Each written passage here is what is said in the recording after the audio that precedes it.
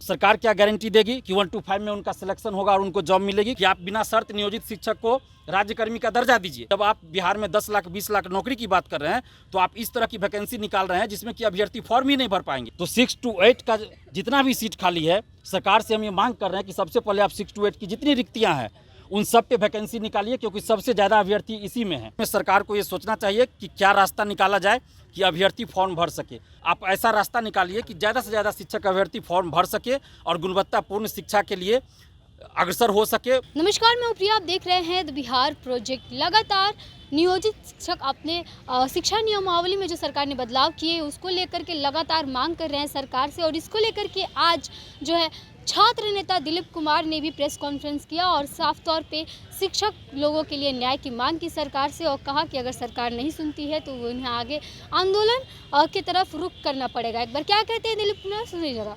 बिहार में जो नई शिक्षक नियमावली लाई गई है, सरकार का कहना है कि गुणवत्तापूर्ण शिक्षा के लिए हम ये कर रहे हैं, तो हम लोग उसका स्वागत करते हैं। गुणवत्तापूर्ण शिक्षा की मांग हम भी लंबे समय से कर रहे थे, पिछले 4-5 सालों से कर रहे थे, लेकिन शिक्षक अभ्यर्थियों और नियोजित शिक्षकों के साथ भी अन्याय नहीं होना चाहिए। हम ये सरकार से मांग करते हैं कि उनके साथ आप न्याय कीजिए।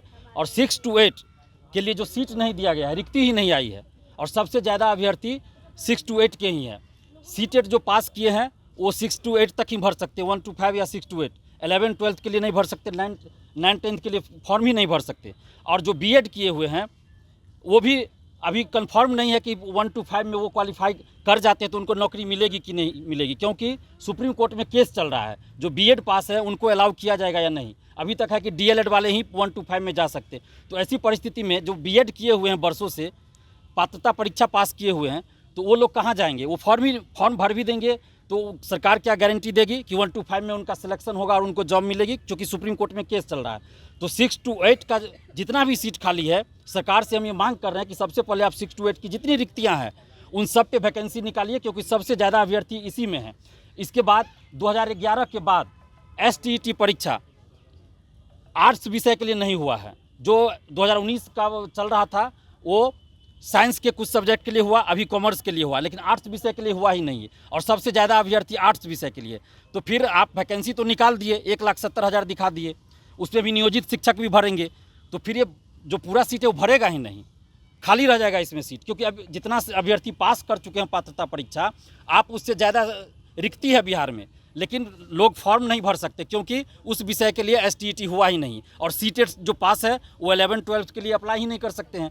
तो ऐसी परिस्थिति में सरकार को ये सोचना चाहिए कि क्या रास्ता निकाला जाए कि अभ्यर्थी फॉर्म भर सके। और इसके अलावे जो अपियरिंग वाली बात है, बहुत सारे स्टूडेंट्स का कहना है कि वो पात्रता परीक्षा पास कर चुके हैं, सीटेट पास कर चुके हैं, उनका बीएड का रिजल्ट आने वाला है, किन्हीं का जुलाई में, किन्हीं का जून में, तो उनको भी मौका दिया जाए, अपियरिंग में फॉर्म भरने के लिए मौका दिया जाए।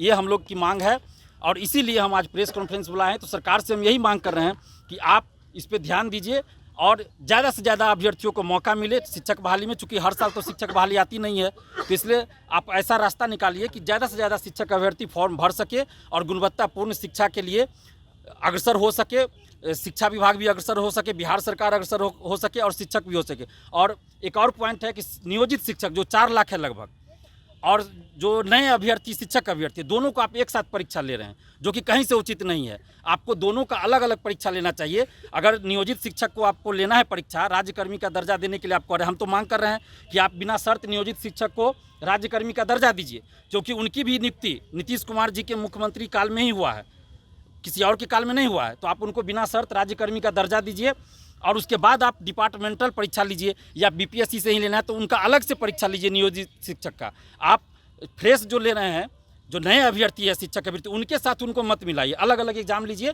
ये हमारी मांग है, पारदर्शिता रहे, जिसका तो चर्चा BPSC के चेयरमैन अतुल प्रसाद जी ने कहा ही है कि पारदर्शिता रहेगी। तो उसके लिए हम धन्यवाद देते हैं BPSC के चेयरमैन साहब को कि उन्होंने इस बात को रखा है कि हम पारदर्शिता लाएंगे और धांधली सेटिंग नहीं होगी, पेपर लीक नहीं होगी। तो इसके लिए हम धन्यवाद देते हैं अतुल प्रसाद जी को। साथ ही नीतीश कुमार जी से ये मांग कर रहे हैं, तेजस्वी यादव जी से मांग कर रहे हैं, जब आप बिहार में 10 लाख 20 लाख नौकरी की बात कर रहे हैं तो आप इस तरह की वैकेंसी निकाल रहे हैं जिसमें कि अभ्यर्थी फॉर्म ही नहीं भर पाएंगे, तो आधा से ज़्यादा सीट तो खाली रह जाएगा, तो फिर नौकरी किन को मिलेगी? तो इसलिए आप इस पर ध्यान दीजिए। 6 to 8 का आप जितना भी रिक्ति है उस पर वैकेंसी निकालिए, नियोजित शिक्षक के लिए अलग, और फ्रेश जो अभ्यर्थी हैं शिक्षक अभ्यर्थी उनके लिए अलग एग्जाम लीजिए।